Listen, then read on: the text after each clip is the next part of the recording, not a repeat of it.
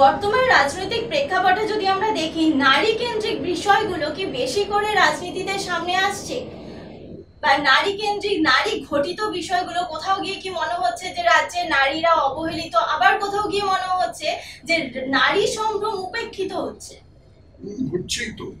হচ্ছেই তো আমরা সন্দেশখালিতেই এই জিনিসটা দেখেছিলাম। সন্দেশখালিতে যেভাবে মেয়েদের পিঠে বানানোর ছল করে তাদের মাঝরাত্রিরে শাহজাহানের অফিসে নিয়ে আসা হতো এবং সেখানে তাদের কি করা হতো সেটা আর খোলসা করে বলবার দরকার নেই। তারপরে আমরা দেখেছি বিভিন্ন জায়গায়, এখানে চোপড়ায় এবং এখানে আড়িয়াদহে যেভাবে মহিলাদের ওপর অত্যাচার হয়েছে, তাতে একথা তো নিশ্চয়ই বলা যায় যে নারী ঘটিত ব্যাপারটা সামনে উঠে আসছে এবং এই রাজ্যটা একটা নারীদের পক্ষে অত্যন্ত একেবারেই আনসেফ, মানে একদম নিরুপদ্রব জায়গা কোনো ক্রমেই বলা যাবে না।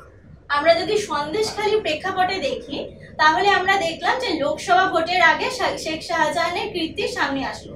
সেখানে একাধিক নারী অভিযোগ করলেন যে তাদেরকে রাতের অন্ধকারে ডেকে পাঠানো হচ্ছে। আবার এই একই প্রেক্ষাপটে যদি আমরা দেখি, তাহলে আমরা দেখলাম যে আমাদের বর্তমান রাজ্যপাল সিভি আনন্দ বোসের এগেইনস্টে রাজভবনের একজন কর্মী অভিযোগ করলেন যে তার শ্লীলতাহানি করা হয়েছে।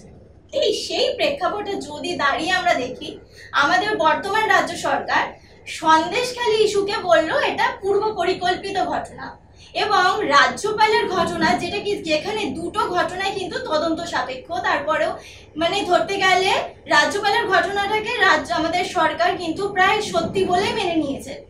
এবং সেখানে দাঁড়িয়ে ওনারা বলছেন যে এমপি এমএলএ যারা নতুন হয়েছেন মহিলারা, তারা রাজভবনে যেতে ভয় পাচ্ছেন। কি বলবেন? সরকার মেনে নিয়েছে তাতে কিছু এসে যায় না, কিন্তু এই সরকার একটা মিথ্যেবাদী সরকার। এই সরকার আগাগোড়া মিথ্যে কথা বলে আসছে।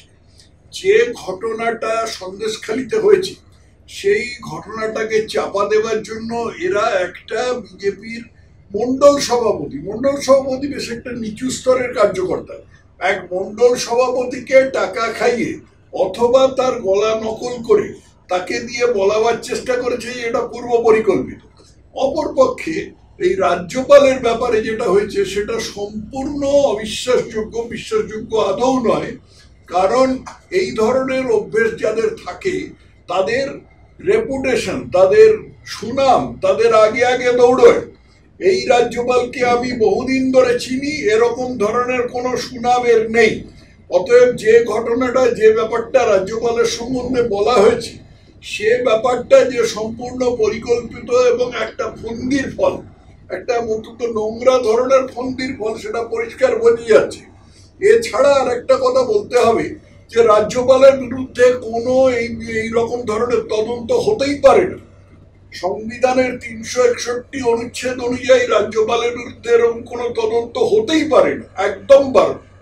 অথচ এই সরকার এই তদন্ত একটা করবার চেষ্টা করছে, পুলিশ কমিশনারকে দিয়ে এরকম তদন্ত করাবার চেষ্টা করছে। আর পুরো চেষ্টাটাই হচ্ছে ওই সন্দেশখালীর যে ঘটনা সেগুলোকে চাপা দেওয়ার জন্য, এই ধরনের আরো ঘটনাকে চাপা দেওয়ার জন্য। এই সরকারটা একেবারে মানে গোড়ার থেকে একেবারে মজ্জাগত ভাবে মিথ্যাবাদী।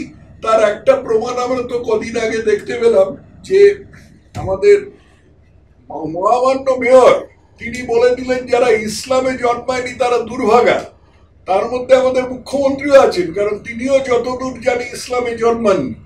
সেটা সম্বন্ধে যখন মুখ্যমন্ত্রীকে জিজ্ঞেস করা হলো, তিনি বললেন কই, আমি তো কিছু জানি না, এরকম তো কিছু শুনিনি। এটা কি বিশ্বাসযোগ্য কথা? এই মিথ্যা কথাটা, মিথ্যা বলাটা এই সরকারের মজ্জাগত। ধর্ম এবং নারী দুটোই মানে রাজ্যে এই মুহূর্তে রাজনীতির বিষয় হয়ে দাঁড়িয়েছে। একেবারে গোড়া থেকেই হয়ে দাঁড়িয়েছে, গোড়া থেকেই হয়েছে। আর যদি আমি সন্দেশখালীর ইস্যু ধরে বলি, সেখানে দাঁড়িয়ে যেখানে সাধারণ মানুষ বলছেন যে শ্লীলতাহানি হয়েছে, সেখানে এমপি বা এমএলএ যারা আছেন তারা বলছেন রাজভবনে যেতে ভয় পাচ্ছেন। এবং সেই ইস্যুটা বলেছে রাজভবনে যেতে ভয় পাচ্ছে, মমতা ব্যানার্জি শুধু বলেছেন রাজভবনে যেতে ভয় পাচ্ছেন, আর কে বলেছে? এই প্রথম বোধহয় কোন রাজ্যপাল মুখ্যমন্ত্রীর এগেইনস্টে মানহানির মামলা করলো, এরকম একটি বিষয়। হ্যাঁ, সে তো বটেই, স্বাভাবিকভাবে করেছেন, কারণ রাজ্যপাল আর কি করতে পারে। রাজ্যপালের সম্বন্ধে যদি এরকম একটা নোংরা অভিযোগ করা হয় তাহলে রাজ্যপাল নিশ্চয়ই মানহানির মামলা করতে পারে। এই ইস্যুতে দাঁড়িয়ে রাজ্য সরকারের কি দুরকম মানসিকতা নজরে আসছে? রাজ্য সরকারের মিথ্যাবাদিতাটা নজরে আসছে, রাজ্য সরকার যে মজ্জাগতভাবে মিথ্যাবাদী এই জিনিসটা নজরে আসছে। স্যার, সম্প্রতি রাজ্যে বা দেশ জুড়ে ভারতীয় ন্যায় সংহিতা কার্যকর হয়েছে এবং এই নতুন আইন আসার পর কিন্তু বেশ কিছু বিরোধী দল থেকে শুরু করে অল ইন্ডিয়া লয়ার ইউনিয়নও বিক্ষোভ জারি করেছিল। তারা কেউ কিন্তু খুশি নন, ক্ষুব্ধ হয়েছেন, কি বলবেন আপনি? তারা যদি খুশি না হয় তাহলে তারা লোকসভায় এটাকে উল্টে দিক। এটা তো সংসদে পাস হয়, এটা তো কারোর ইচ্ছে হয়নি, বাই ডিক্রি হয়নি, এটা তো সংসদে পাস হয়। তারা যদি পছন্দ না হয় তো এটা উল্টে দিক, অসুবিধা কি আছে? তারা বলছে এই যে পুলিশের ক্ষমতা একটু বাড়ানো হয়েছে নতুন আইনে, এই আইনে তাদের কিন্তু মত নেই। তারা মনে করছে যে তাতে সাধারণ মানুষের নাগরিক যে অধিকার সেটা খর্ব হয়েছে।